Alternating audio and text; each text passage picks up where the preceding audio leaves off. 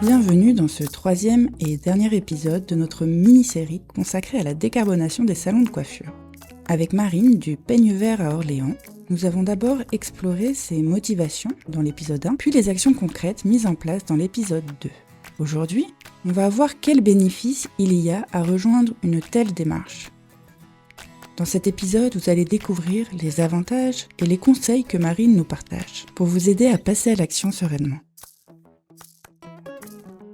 Quel est l'impact de la démarche sur vos factures ? Alors l'impact de la démarche sur nos factures, on a vraiment vu une réduction d'énergie qui est assez importante. Donc en plus, on a eu des hausses à partir de 2022-2023 qui étaient assez conséquentes. On arrive à avoir des factures très très raisonnables. Il y a un avantage économique et écologique. Pour moi, ça va de pair. On a même des chiffres par rapport à l'économie d'eau. Quels sont vos chiffres sur l'économie d'eau ? C'est assez conséquent parce que depuis qu'on a mis en système tout ce qui était mousseur, on a fait une économie, la conso était divisée de 2,5, ce qui est assez important par rapport à un salon classique. Sur en moyenne 330 mètres cubes d'eau, on a 66 mètres cubes d'eau d'économie. Pour se rendre compte de chiffres, on a pris des statistiques au niveau régional. Un coiffeur peut dépenser 671 € en conso normal par an. Et nous, le salon actuellement, il consomme 246 € par an. Donc c'est quand même assez conséquent. Simplement en utilisant des systèmes de mousseurs partout au niveau des bacs. Comment cette économie se répercute au niveau de vos clients ? En termes de coûts, facturation de nos clients, on essaye de maintenir des prix relativement raisonnables par rapport, on va dire, à la moyenne des salons de coiffure traditionnels. Parce que, effectivement, comme on utilise moins d'eau, qu'on fait attention à l'énergie, ici, effectivement, on chauffe le salon, mais on est quand même sur, en moyenne, 20-21 degrés, pas plus, sachant qu'il y a ses cheveux qui chauffent. On a mis en place des systèmes de fidélité pour nos clientes. Les clientes qui viennent toutes les 5 semaines, on a 10% de remise, et celles qui viennent tous les 2 mois, il y a 5%. Donc le fait qu'elles viennent régulièrement pour entretenir leur coloration, on essaye d'avoir des prix qui soient plus justes en fait, que ce soit accessible aussi. Quel impact direct sur votre business y voyez-vous ? Au niveau commercial, effectivement, là on n'est pas loin des fêtes. À 6 semaines, nos plannings sont quasiment complets. Nos clients prennent rendez-vous d'une fois sur l'autre parce qu'elles savent qu'elles bénéficient d'un avantage en venant régulièrement parce qu'on va utiliser moins de produits pour l'entretien de certaines couleurs parce qu'on travaille principalement de la couleur végétale et d'avoir des prix plus attractifs que quand on vient tous les 6 mois où il y a plus de travail à faire sur les cheveux, par exemple.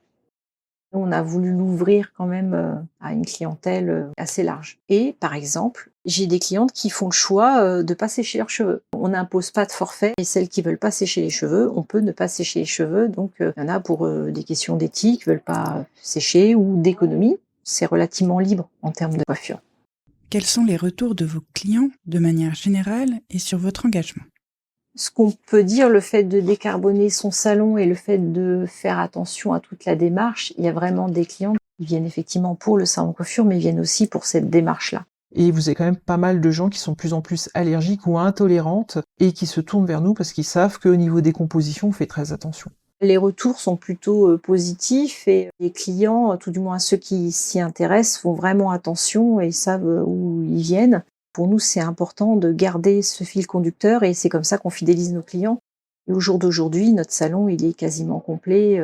Il faut réserver plusieurs semaines à l'avance pour avoir un rendez-vous. Régulièrement, ils nous demandent « Qu'est-ce que vous faites des cheveux ?» Ça intrigue énormément. Donc, le fait qu'on mette un système de logo, donc les gens identifient, les gens voient qu'on recycle les cheveux, je trouve ça chouette. Que fait Capilum des cheveux ? Capilum l'utilise, soit ils font des boudins pour absorber la pétrochimie, pour dépolluer les océans ou les ports. Ça peut être utilisé aussi en filtre, j'ai vu dans les systèmes d'égout. L'isolation pour le bâtiment, il y a une partie recherche aussi pour tout ce qui est pharmaceutique, avec la kératine du cheveu qui est exploitée. Et surtout aussi en tapis de paillage au pied des plantes pour économiser l'eau. Il y a vraiment un pouvoir intéressant sur le cheveu. Et surtout, en termes de déchets, nous, notre poubelle verte, je crois que si on la sort tous les 4 mois, on produit très peu de déchets finalement. Combien de temps est nécessaire pour mettre en place tous ces changements ? Quand on veut passer sur du végétal, ça demande de la formation particulière parce qu'on ne travaille pas du tout de la même façon, formation produit.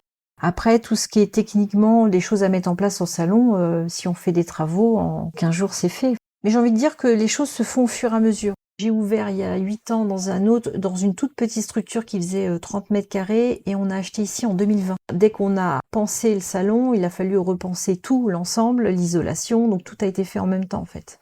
Donc c'est vrai que le petit salon c'était un prototype et c'est dire tiens je vais améliorer, qu'est-ce que je peux faire tout de suite. Et effectivement ça a été évident de mettre des systèmes d'isolation au niveau fenêtres, de voir le système de chauffage tout de suite et l'éclairage.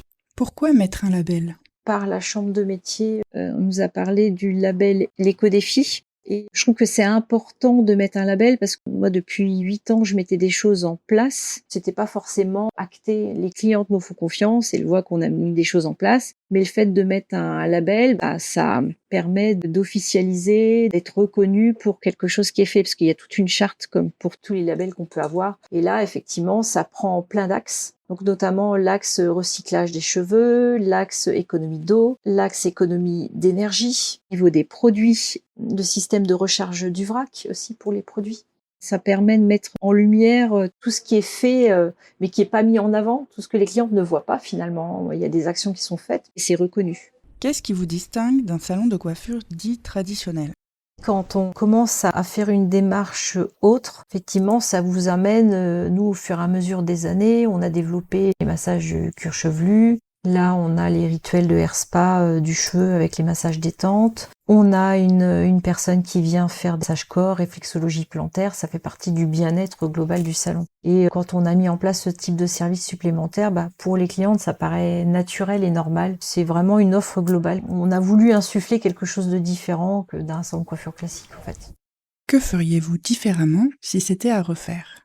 S'il y a quelque chose à améliorer, je dirais, c'est surtout de communiquer un peu plus sur le sujet. Parce que pour nous, c'est normal. Et des fois, j'ai des retours clients, elle dit, oui, mais tu devrais en parler un peu plus. Parce que pour moi, c'est automatique. Mais je m'aperçois, finalement, en discutant avec d'autres personnes, c'est pas du tout le cas ailleurs. Quels conseils donneriez-vous à vos pairs pour décarboner leur activité ? Il y a quand même pas mal de systèmes d'aide, soit par la chambre de métier, des conseils au niveau énergie, au niveau des aménagements, parce qu'on parle aussi de la bien-être au travail. Là, nous, on investit cette année sur des bacs pour limiter la pénibilité. Ça fait aussi partie de la politique RSE de l'entreprise, mais il y a quand même pas mal de choses qui existent pour améliorer, avoir des appareils qui consomment moins d'énergie. Enfin, nous, on a vu la différence, ça c'est sûr. On passait d'un appareil, notamment les sèche-cheveux, où c'est peut-être plus d'investissement, mais on s'y retrouve en termes de facturation.